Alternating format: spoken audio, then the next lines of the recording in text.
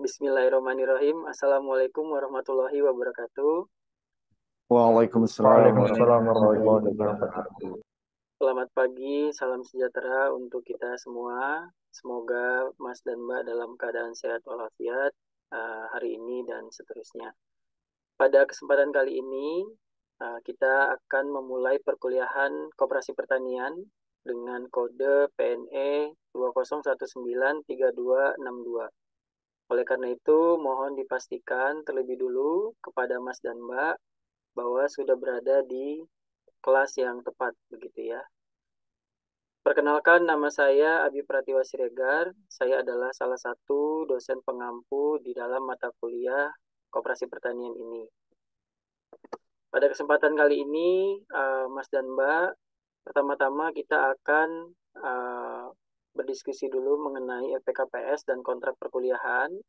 Mas dan Mbak bisa mengakses melalui QR code yang telah ditayangkan, atau di sini saya coba akan stop share PowerPoint-nya, kemudian saya akan menampilkan RPKPS-nya langsung dari Google Classroom. Jadi di dalam perkuliahan ini kita sudah ada Google Classroom-nya seperti halnya di perkuliahan yang lain sebagai salah satu media untuk berkomunikasi, berdiskusi, ataupun menyampaikan mengirimkan bahan pembelajaran atau mengirimkan tugas oleh mahasiswa.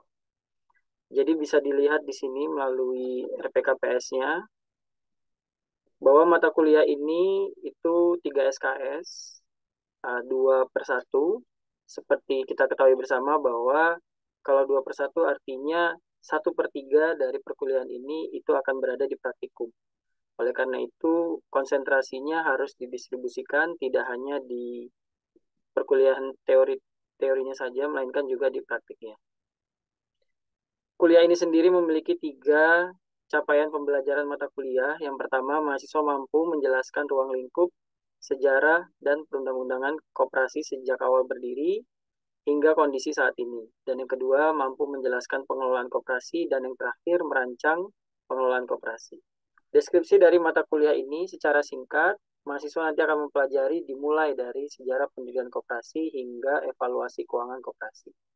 Kalau Mas dan Mbak perhatikan, bisa dilihat bahwa pertemuan ini akan ada 14 kali, di mana 7 pertemuan pertama itu mayoritas mengenai pendahuluan dan juga aspek ekonominya, perkembangan. Kemudian setelah UTS, kita akan masuk ke aspek manajemen. Saya pribadi nanti akan ada setelah UTS, setelah menyampaikan RPKPS ini. Adapun komponen penilaian terdiri dari kuis, bobotnya 10, kemudian UTS, kemudian UAS, dan juga praktikum. Dan dalam perkuliahan ini, itu ada 7 sumber utama, dimulai dari bukunya Bapak Revison Baswir, hingga nanti ada artikel, jurnal yang juga akan kita gunakan.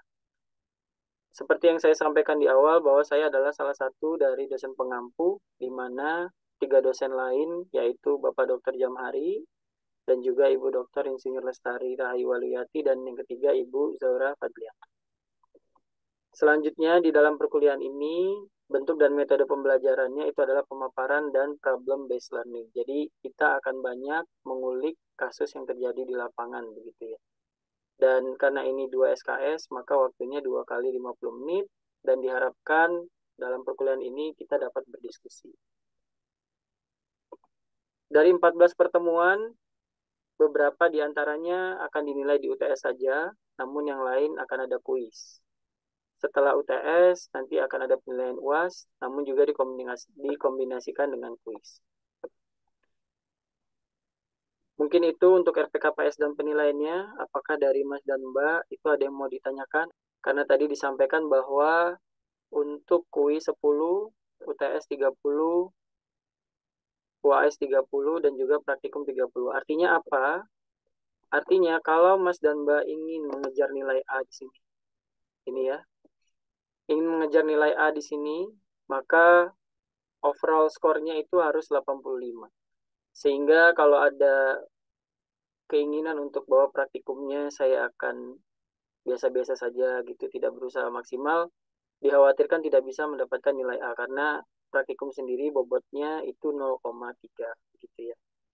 Apakah sudah disepakati semuanya untuk penilaiannya, Mas dan Mbak? Sepakat, Aman, Pak. Pak. Baik. Terima kasih atas persetujuannya. Maka kita berharap bahwa perkuliahan ini nantinya akan berjalan dengan lancar. Dan demikian RPKPS yang telah disusun di dalam perkuliahan ini dan juga rincian-rincian. Bismillahirrahmanirrahim. Assalamualaikum warahmatullahi wabarakatuh. Waalaikumsalam warahmatullahi wabarakatuh. Waalaikumsalam warahmatullahi wabarakatuh. Selamat pagi Mas dan Mbak. Alhamdulillah hari ini kita masuk ke dalam pertemuan ke-13 dari mata kuliah Koperasi Pertanian. Kita sudah belajar mengenai sejarah pendirian koperasi hingga beberapa aspek di dalam koperasi termasuk perencanaan pendirian koperasi. Hari ini kita akan berdiskusi mengenai evaluasi kelembagaan begitu ya. Nah, jadi kalau kita bicara evaluasi kelembagaan maka akan ada dua hal begitu. Yang pertama evaluasi dan yang kedua kelembagaan. Kalau kita bicara evaluasi, itu merupakan bagian yang tidak terpisahkan dari fungsi manajemen. Itu ada dua pendekatan, yaitu PDCA atau POAC. Apakah di sini ada yang sudah tahu atau bahkan mungkin sudah memahami apa perbedaan di antara PDCA dan POAC? Silahkan untuk menyampaikan pendapatnya. Saya sejauh ini belum tahu sih Pak, PDCA atau POAC itu apa gitu. Oh, baik. Ada dua pendekatan. Yang pertama, kalau PDCA, dia plan, kemudian dia do, kemudian dia check, kemudian dia act. Artinya, kita merencanakan, setelah merencanakan, kita melakukan. Setelah melakukan, kita mengecek apa yang sudah kita lakukan. Setelah kita lakukan, kita evaluasi kurangnya di mana, yang bisa ditingkatkan di mana. Kemudian act itu adalah upaya perbaikannya. Sedangkan pendekatan yang kedua, itu POAC, lebih panjang. Yang P adalah planning, jadi kita merencanakan. Kemudian di O, kita organizing. Kita mengorganisasikan. Di dalam hal ini kita ingin mendirikan koperasi, kita merencanakan, oh kita mau mendirikan koperasi berdasarkan peraturan perundang-undangan, dikatakan minimal, misalkan 20 orang untuk mendirikan koperasi. Baik, rencananya kita mendirikan koperasi, kita butuh 20 orang. Kita masuk ke fase berikutnya, berarti organizing. Organizing itu artinya kita butuh 20 orang sebagai pendirinya. Siapa nih di antara 20 orang yang kemudian kita tunjuk sebagai ketua, siapa yang kita tunjuk sebagai pengawas dan sebagainya. Baru masuk ke A-nya, actuate, kita laksanakan, kemudian C-nya itu kontrol. Kita melakukan pengecekan. Nah, di antara dua ini, perbedaannya terletak pada kapan dilaksanakannya. Kalau di PDCA, perencanaan itu sudah melingkupi pengorganisasian. Jadi kita merencanakan pendirian koperasi, di dalamnya kita juga sudah ada pengorganisasian. Sedangkan kalau di POAC, enggak. Kita rencanain dulu, kita pengorganisasian dulu, baru kita masuk ke pelaksanaan, baru kita masuk ke evaluasi. Kalau Mas dan Mbak menjadi pendiri koperasi gitu, atau suatu lembaga gitu, kira-kira pendekatan mana yang akan dipakai? PDCA atau POAC? Silahkan di-unmute untuk menyampaikan jawabannya. Mau izin memberikan pendapat, Pak. Ya. Mungkin kalau dari saya sendiri akan memilih yang POAC. POAC. Kenapa itu kalau boleh tahu? Karena menurut saya pribadi yang POC itu rasanya lebih fleksibel. Karena kan dalam POC untuk penyesuaiannya itu bisa langsung dilakukan selagi tindakan kita itu berlangsung itu. Dan kalau di PDCA kan apa namanya untuk perubahan tindakannya itu biasa dilakukan setelah evaluasi, jadi di akhir setelah semuanya selesai. Mungkin seperti itu, Pak. Baik. Terima kasih Ardian atas pendapatnya. Ada yang punya pendapat lain atau tadi Ardian itu memilih POAC? Adakah yang justru cenderung memilih PDCA? Kalau dari izin berpendapat, Pak. Ya. Kalau dari saya pribadi, lebih cenderungnya ke PDCA Pak. Di plan do checking sama kalau eh, saya pribadi karena eh, kalau saya lihatnya sih kalau mungkin dari saudara Ata tadi kan lebih fleksibel kan. Tapi kalau saya mungkin lebih apa ya kayak lebih tertata aja sih Pak. Jadi eh, PDCA ini ada dunya kita mengeksekusinya, terus ketika eksekusi kan nanti bakal ada sesi evalnya. Nanti setelah sesi eval itu dari hasil itu bisa kita tidak lanjuti dari ya, Pak. Jadi kayak eh, kalau dari saya pribadi lebih masuk aja gitu Pak. Ya. Nah, jadi begitu. Adanya dua pendekatan ini berarti itu adalah tanda bahwa di dalam praktiknya organisasi itu ada yang menggunakan PDCA, ada yang menggunakan POAC. Sehingga kita bisa menggunakan salah satu di antaranya. Balik tadi seperti yang disampaikan Haji, pendapatnya bagus sekali bahwa ya menurut saya kalau di PDCA ini dia lebih begini. Sedangkan menurut Ardian, oh kalau POAC kita komprehensif Pak. Nah, ketika kalian menjadi pimpinan di dalam lembaga, sudut pandang itu kemudian juga akan berpengaruh terhadap pengelolaannya. Oh, saya lebih berpandangan kepada POAC. Nah, itu tadi evaluasi. Ini kan materinya evaluasi kelembagaan. Yang kedua adalah tentang kelembagaan. Seringkali kita bilang bahwa kita harus memperbaiki kelembagaan pertanian di Indonesia. Tapi sebenarnya yang ada di dalam pikiran kita itu bukan kelembagaannya, tapi yang ada di dalam pikiran kita itu adalah lembaga. Apakah di sini masih ada yang masih berada di tengah-tengah antara sebenarnya kelembagaan dan lembaga itu bedanya apa sih? Apakah masih ada atau semuanya sudah memahami bahwa lembaga dan kelembagaan memang bagian yang tidak terlepas, tapi sebenarnya ada perbedaan. Ada yang masih bingung terhadap perbedaan kelembagaan dan lembaga? Atau semua sudah memahaminya? Insya Allah sudah Pak. Baik.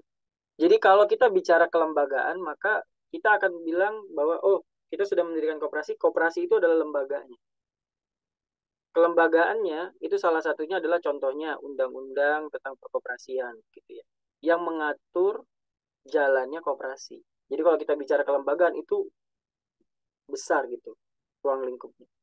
Nah, tata kelola koperasi itu merupakan salah satu elemen dari kelembagaan. Kemudian kita sambungkan ini dua katanya, evaluasi kelembagaan. Kira-kira kapan waktu yang tepat? Kan kita sering ya menyampaikan atau mendengar pendapat bahwa iya kita harus merevitalisasi koperasi. Kita harus memperbaiki kelembagaan. Kita harus mengevaluasi kinerja kelembagaan. Kita harus mengevaluasi kinerja lembaga misalnya. Pertanyaannya adalah, kapan dilakukannya evaluasi? Kalau kita sedang bicara tentang koperasi, kapan? Misalnya kita datang ke koperasi pertanian di Kabupaten Bantul gitu. Kita datang gitu, terus ujuk-ujuk apakah kita bisa saya mau datang melakukan evaluasi Pak. Lalu pengurusnya nanya, evaluasi apa yang mau kamu lakukan? Di bagian mana? Nah, ditarik lagi tadi dari PDCA atau POAC. Kira-kira kapan gitu waktu yang tepat untuk melakukan evaluasi kelembagaan dalam hal ini koperasi pertanian? Silahkan bagi yang punya pendapat. Mungkin rapat anggota Pak. Berarti baik rapat anggota tahunan itu 1 tahun sekali. Menurut Ardian, cukup tidak untuk mengevaluasi suatu koperasi itu 1 tahun sekali? Menurut saya sangat tidak cukup Pak kalau 1 tahun sekali. Terlalu lama mungkin ya. Iya Pak. Nah, kira-kira idealnya kapan? Mungkin setidaknya sebulan sampai 3 bulan sekali Pak. Sebulan sampai 3 bulan sekali. Nah, kalau kita bicara kapannya, kita akan bisa masuk ke sini. Sudah ada yang pernah mendengar siklus hidup koperasi? The cooperative life cycle? Nah, Belum Pak. belum ya. Jadi, siklus hidup ini itu tidak berbeda dengan siklus hidup organisasi, siklus hidup bisnis yang dimulai dari berdiri hingga nanti ada grafik menurunnya begitu ya. Nah, di dalam siklus hidup koperasi, yang pertama adalah pendirian. Ini sumbernya dari KUP 2018, itu sudah diunggah juga di Google Classroom untuk artikelnya gitu ya. Dimulai dari justifikasi. Kenapa dia mendirikan koperasi? Kemudian yang kedua, setelah dia kenapa mendirikan koperasi, organizational design. Itu artinya rules of game-nya, aturan dalam mengelola koperasinya. Yang ketiga adalah growth, glory, heterogeneity. Yang keempat, recognition and introspection. Itu artinya merekognisi dan mengintrospeksi permasalahan yang terjadi. Yang kelima adalah pilihan. Kalau tadi dibicarakan oleh Ardian, oh baik, kalau kita mengevaluasi lembaga 1-3 bulan sekali, oke kita evaluasi. Tapi ada sudut pandang lain. Kita bisa mengevaluasi koperasi itu berdasarkan siklus hidupnya. Justifikasi tadi, ini diambil dari artikel Cook yang 95. Dia terdiri dari 2. Kalau menurut Cook, kalau yang pertama, koperasi didirikan hanya karena faktor economic balance excess supply, dia cenderung cepat masa hidupnya. Tapi kalau dia hadir untuk melawan kegagalan pasar, dia masa hidupnya akan lama. Nah, itu yang pertama adalah kita bisa mengevaluasi justifikasinya, karena justifikasi berpengaruh terhadap masa hidupnya koperasi. Yang kedua adalah rules of game. Kalau kita sedang mendirikan koperasi pertanian, kira-kira tujuannya apa sih? Itu rules of game-nya. Apa sih yang mau kita raih ketika kita mendirikan koperasi pertanian? Izin menjawab, Pak. Ya. Tujuannya pasti untuk mencapai kesejahteraan petani, Pak. Kesejahteraan anggota dan kesejahteraan petani untuk tujuan jangka panjangnya. Baik. Kemudian gimana sih cara ngukurnya? Kesejahteraan itu apa sih? Akan ada pertanyaan begitu. Kan kita mendirikan koperasi, kemudian anggotanya nanya, apa tujuan kita mendirikan koperasi? Mari kita tingkatkan kesejahteraan kita bersama. Baik. Bagaimana cara kita mengukur kesejahteraan? Maka jawabannya itu ada di organizational design, ada di rules of game-nya. Salah satunya adalah tujuan, gitu, meningkatkan kesejahteraan petani. Sehingga para anggotanya nanti enak gitu dalam mengukurnya. Sudah belum ya tujuan kita tercapai? Apa sih tujuan kita peningkatan kesejahteraan kita? Apa nih indikatornya gitu? Mereka bisa menanyakan kayak yang dibilang Ardian, 1-3 bulan sekali. 3 bulan sekali, apa yang sudah dilakukan oleh koperasi untuk mencapai tujuan? Begitu bukan? Nah, itu adalah momen krusialnya, Mas dan Mbak semua. Jadi kita bisa mengevaluasi, balik lagi tadi kan bisa 1-3 bulan sekali, atau kita mengevaluasi berdasarkan siklus hidup. Sudah belum ya tujuan ini itu konkret, atau masih ngawang kayak tadi, kesejahteraan. Ketika ditanya, kita pun bingung gitu, apa ya kesejahteraan? Mungkin kita bisa rincikan, oh kesejahteraan itu dengan peningkatan pendapatan, bisa tidak? Misalnya anggota, oh ya saya bergabung dengan koperasi, saya mengalami peningkatan pendapatan. Oh kita bisa centang, tujuannya tercapai, peningkatan pendapatan dengan cara apa misalnya. Tadi, hasil panen berkumpul, mereka mendapatkan harga yang lebih layak. Nah, ketika koperasi itu berhasil mencapai tujuannya, menurut Mas dan Mbak semua, kira-kira orang lain mau gabung nggak di koperasi itu? Petani lain itu mau nggak gabung di koperasi itu kira-kira? Mau, Pak. Mau, Pak. Nah, itu adalah masuk ke fase ketiga. Ketika koperasi itu berhasil meraih tujuannya, atau dia bisa pamor dia naik begitu ya, bahwa oh ini pengurusnya itu semuanya pada berintegritas, melakukan apa yang diharapkan oleh anggota, sehingga itu tersebar gitu ke sekelilingnya begitu kan, sehingga menarik perhatian dari orang lain untuk bergabung ke dalam koperasi itu. Ketika semakin banyak orang yang bergabung, apa dampaknya ke koperasi? Tahu nggak? Semakin rame nih orang yang bergabung ke koperasi itu, apa dampaknya ke koperasi itu sendiri? Mungkin kooperasinya menjadi semakin berkembang, Pak. Kemudian pengaruhnya juga menjadi lebih besar. Menjadi lebih besar. Nah, itu yang disebut oleh Cook adalah kalau koperasi itu kinerjanya bagus, menarik perhatian lebih banyak orang, itu akan terjadi heterogenitas. Heterogenitas itu artinya terjadinya perbedaan. Dan perbedaan itu biasanya menimbulkan apa? Masalah atau justru bahagia? Biasanya masalah sih. Biasanya masalah. Nah, masalahnya apa? Masuk ke fase keempat, recognition dan introspection. Artinya apa? Pengurus koperasi menyadari bahwa, oh, kita semakin besar, semakin banyak orangnya, semakin heterogen, itu akan menimbulkan beberapa masalah yang kalau disebut Cook ada 5. Free rider, horizon, portfolio, dan kontrol. Kontrol ini bisa dibagi menjadi 2, influence cost sama agency. Agency problem itu adalah ketika agennya, pengurus koperasi, tidak menjalankan apa yang diharapkan oleh prinsipalnya, pemilik koperasinya, anggota. Mungkin nggak terjadi bahwa pengurusnya itu tidak melakukan apa yang diharapkan oleh anggota. Mungkin tidak.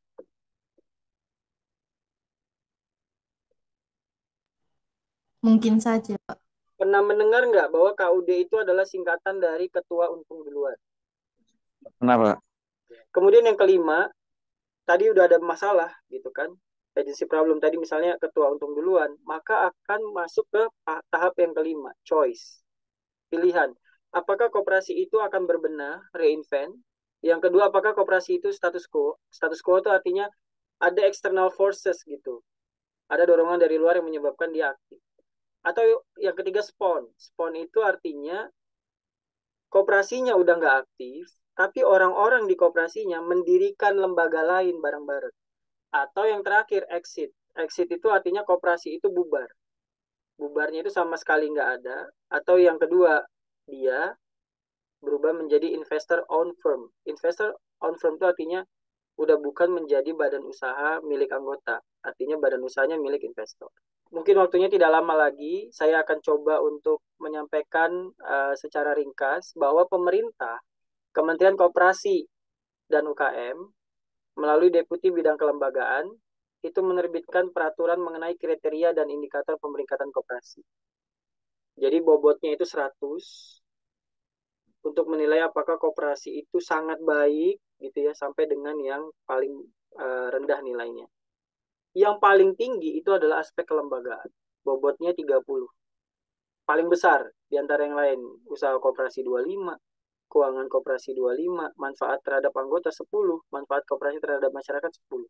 Dan kalau 30 di breakdown lagi, itu legalitas badan hukum 5, partisipasi anggota 2, alat kelengkapan organisasi, dan sebagainya. Kalau kita mau melihat lebih detail, gitu ya, Mas dan Mbak semua itu sudah ada di Google Classroom juga, sudah diunggah. Kalau nanti berkesempatan misalnya menjadi konsultan begitu ya di dalam pengukuran kinerja lembaga, ini bisa digunakan.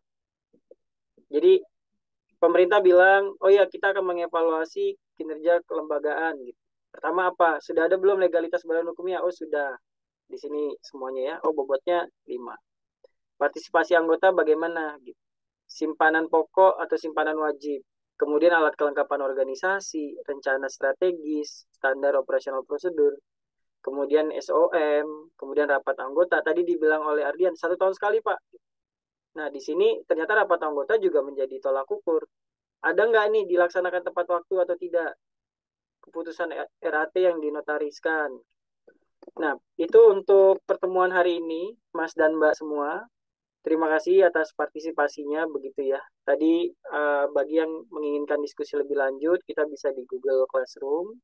Kemudian bagi yang ingin mengakses artikelnya, karena oh saya kayaknya bisa nih Pak penelitian skripsinya tentang siklus koperasi gitu. Itu salah satu artikel yang bisa dijadikan referensi adalah Cook 2018, di mana 2018 itu merupakan pengembangan dari artikelnya Cook tahun 95. Dan untuk menutup perkuliahan ini, saya ada memberikan kuis sebagai salah satu unsur penilaian gitu ya. Dalam kuis itu nanti silakan dituliskan namanya, NIM, dan juga ada 2 soal mengenai materi hari ini. Demikian bisa saya sampaikan. Mungkin ada pertanyaan dari keseluruhan materi yang disampaikan. Mungkin ada yang masih belum jelas, Mas dan Mbak semua. Izin bertanya, Pak. Ya, silakan. Dari tadi kita kan sudah membahas terkait dengan evaluasi kelembagaan segala macam.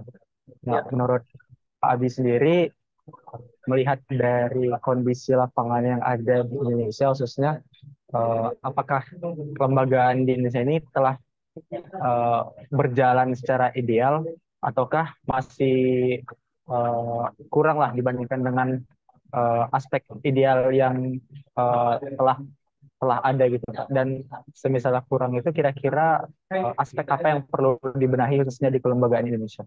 Baik, Koperasi. terima kasih Aji atas pertanyaannya. Jadi kalau dari hemat saya kurang lebih begini.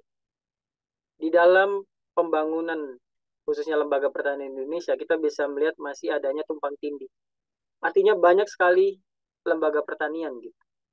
Sehingga mana yang mau dioptimalkan? Balik lagi. Kalau dari hemat saya pribadi, idealnya adalah mengoptimalkan satu lembaga, dikuatkan lembaga itu bersama-sama. Namun, intervensi pemerintah tidak berlebihan. Berlebihan itu maksudnya apa? Kalau kita pelajari bagaimana dulu di era Presiden Soeharto, koperasi pertanian itu, koperasi unit desa, intervensi pemerintah itu besar sekali gitu.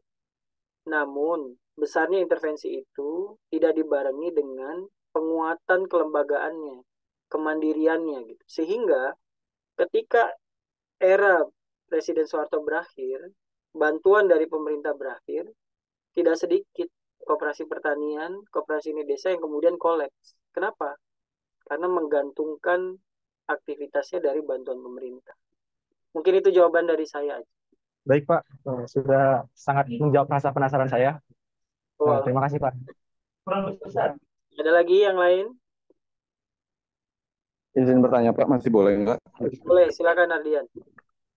Ini mungkin terkait principal agent ya Pak. Itu kan kalau biasa dalam perusahaan kan prinsipalnya itu kan lebih ke pemilik saham dan lain-lain, sedangkan agent itu CEO, manajer dan lain-lain. Sedangkan kalau dalam koperasi kan agak sedikit. Kalau dalam perusahaan kan jelas kalau yang mau pemegang saham dan lain-lain kan jabatannya emang lebih tinggi dibanding manajer dan lain-lain. Sedangkan kalau di koperasi kan kayak circle beda yang dimana prinsipalnya itu adalah anggota dan agennya adalah pengurus koperasi, ketua dan lain.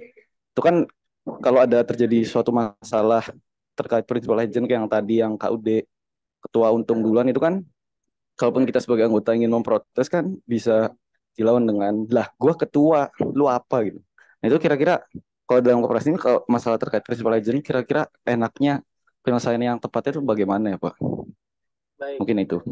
terima kasih Ardian. Nah, itu uh, apa namanya, perkataan bahwa ketua untung duluan itu memang di kalangan para ini ya, Bapak dan Ibu pengelola koperasi itu udah umum didengar gitu. Karena terjadi di masa lampau bahwa koperasinya kayaknya biasa-biasa aja, tapi kok ketuanya sugih gitu, kaya gitu. Karena kalau ada bantuan mungkin diberikan kepada terdekatnya atau justru diakses diri sendiri gitu ya. Maka yang bisa dilakukan adalah akuntabilitas dan transparansi. Jadi di dalam koperasi itu pemegang kekuasaan tertinggi itu adalah rapat anggota, pemegang kekuasaan tertinggi gitu. Sehingga kalau dirasa bahwa pengelola, pengurus koperasi itu sudah menyimpang dari tujuan koperasi, maka rapat anggota bisa memutuskan pengurus tersebut diturunkan. Namun tentu untuk bisa menurunkan pengurus, balik lagi tadi ada quorumnya, ada jumlah minimal orang yang setuju bahwa diturunkan. Nah, kalau kita tarik ke belakang, berarti itu kalau di siklus hidup koperasi ada di mana? Ada di organizational design. Ada di bagaimana rules of game-nya. Bagaimana ketika mendirikan koperasi, dibuat ADART-nya, anggaran dasar anggaran rumah tangganya, yang sudah mengantisipasi terjadinya penyalahgunaan wewenang. Di mana misalkan, oh dengan jumlah sekian, itu dapat menurunkan pengurus dari masa jabatannya. Kalau koperasi itu dibuat secara buru-buru, sebaliknya ya, kalau koperasi itu dibuat secara buru-buru, pokoknya kita diriin aja koperasi, ADART, oh ya udah yang formal-formal aja, tapi nggak mengatur secara detail, sehingga terjadi permasalahan seperti ini. Itu yang akan terjadi kesulitan. Bagaimana cara menurunkan pengurusnya? Dilihat nih ADART-nya, nggak ada diatur. Gitu. Baik Pak, terima kasih atas jawabannya. Terima kasih Ardian. Dan itu pertanyaan yang sangat ini ya, praktik di lapangan gitu. Jadi mungkin kalau nanti ketemu, oh ya benar yang disampaikan oleh Cook tahun 2018 ya, bahwa ya rules of game itu susah. Dan ada suatu ungkapan Mas dan Mbak semua bahwa orang itu biasanya tidak menyukai hal-hal detail. Pusing gitu urusan hal detail. Gitu kan. Padahal hal detail itu yang akan membantu dalam hal ini organisasi. Baik, ada lagi yang mau ditanyakan? Terima kasih atas partisipasinya hari ini. Semoga materi hari ini ada manfaatnya. Jangan lupa untuk diisi kuisnya karena itu bagian dari penilaian. Saya tutup perkuliahan ke-13 kali ini. Wassalamualaikum warahmatullahi wabarakatuh. Sehat selalu untuk semuanya.